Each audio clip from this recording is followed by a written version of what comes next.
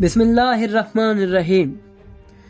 ناظرین، اہل بیت کے ماننے والے 9 ربیع الاول کے دن خوشیاں کیوں مناتے ہیں؟ آخر اس دن کو اہل بیت علیہ السلام کی روایات میں عید کا دن کیوں قرار دیا گیا؟ آج کی ویڈیو میں آپ کو انہی سب سوالات کے جوابات دیے جائیں گے۔ ناظرین، 9 ربیع الاول کا دن تاریخ اسلام میں بڑی اہمیت کا حامل ہے۔ شیعہ اور سنی دونوں مکتب فکر کی کتابوں میں اس دن کی اہمیت کا ذکر موجود ہے۔ اہل سنت کے مصادر میں چند ایسی روایات موجود ہیں جس سے معلوم ہوتا ہے کہ رسول اکرم صلی اللہ علیہ وآلہ وسلم کی اس دنیا میں آمد 9 ربیع الاول کو ہوئی، جس سے اس دن کی اہمیت کا اندازہ ہوتا ہے۔ اس کے علاوہ جب ہم شیعہ روایات کا مطالعہ کرتے ہیں تو ہمیں اس دن کی ایک عجیب کیفیت معلوم ہوتی ہے۔ ناظرین، صحابی رسول حضرت حذیفہ کو رسول اکرم صلی اللہ علیہ وآلہ وسلم نے اس دن یعنی 9 ربیع الاول کے دن کے 72 نام تعلیم فرمائے۔ ناظرین، کتاب فرحۃ الزہرہ میں روایات موجود ہیں کہ حضرت حذیفہ یمانی رسول پاک حضرت محمد صلی اللہ علیہ وآلہ وسلم کی خدمت میں حاضر ہوئے تو انہوں نے دیکھا کہ رسول پاک صلی اللہ علیہ وآلہ وسلم کی گود میں امام حسن علیہ السلام اور امام حسین علیہ السلام تشریف فرما ہیں اور رسول اکرم انہیں لقمے بنا کر کھلا رہے ہیں اور آپ کے چہرے پر خوشی کے آثار نمایاں ہیں۔ جناب حذیفہ کہتے ہیں کہ اس دن 9 ربیع الاول تھی۔ رسول اکرم صلی اللہ علیہ وآلہ وسلم حسنین کریمین کو لقمے کھلاتے اور کہتے تھے، اے میرے بیٹو، اسے کھاؤ کہ آج خوشی کا دن ہے۔ اے میری آنکھ کے تارو، اسے کھاؤ کہ آج دشمن کے ہلاک ہونے کا دن ہے۔ اے میرے نواسو، آج خوشی مناؤ کہ آج وعدہ پورا ہونے کا دن ہے۔ اے میرے بیٹو، خوش ہو جاؤ کہ آج انتقام کا دن ہے۔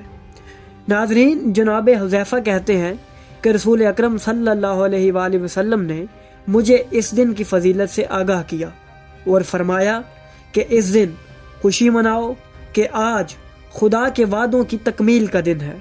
پھر رسول پاک نے مجھے اس دن کے 72 نام تعلیم فرمائے، جن میں سے چند نام یہ ہیں: وعدہ پورا ہونے کا دن، اعمال کے قبول ہونے کا دن، ہتھیار کے ٹوٹنے کا دن، دعاؤں کے قبول ہونے کا دن، توبہ قبول ہونے کا دن اور غم ختم ہونے کا دن۔ ناظرین، جہاں تک غم ختم ہونے کا ذکر ہے تو اس بات کا تعلق بھی 9 ربیع الاول سے جڑا ہوا ہے۔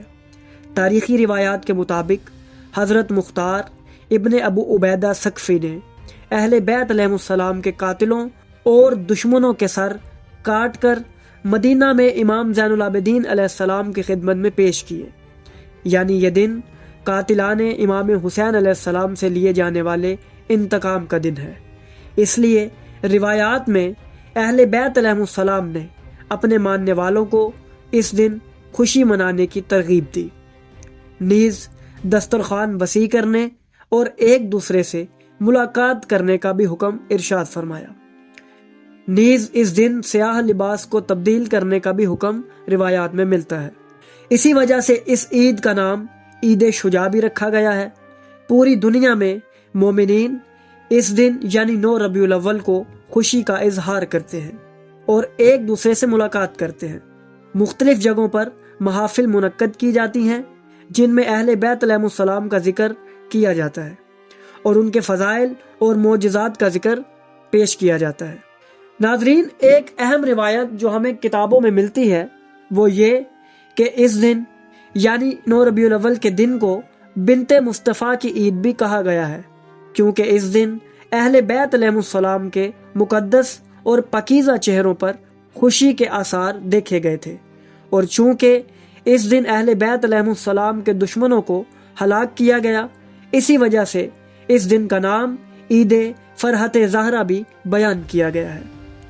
ناظرین، اگر ہم لفظ عید کو قرآن اور سنت کی روشنی میں دیکھیں تو صرف یہ لفظ عید الفطر اور عید الاضحیٰ کے لیے استعمال نہیں ہوا، بلکہ اس کے علاوہ بھی کئی مواقع پر اس لفظ کا استعمال قرآن میں کیا گیا ہے۔ امام علی علیہ السلام کا ارشاد ہے کہ ایک مومن کے لیے ہر وہ دن عید کا دن ہے جس دن وہ کوئی گناہ نہ کرے۔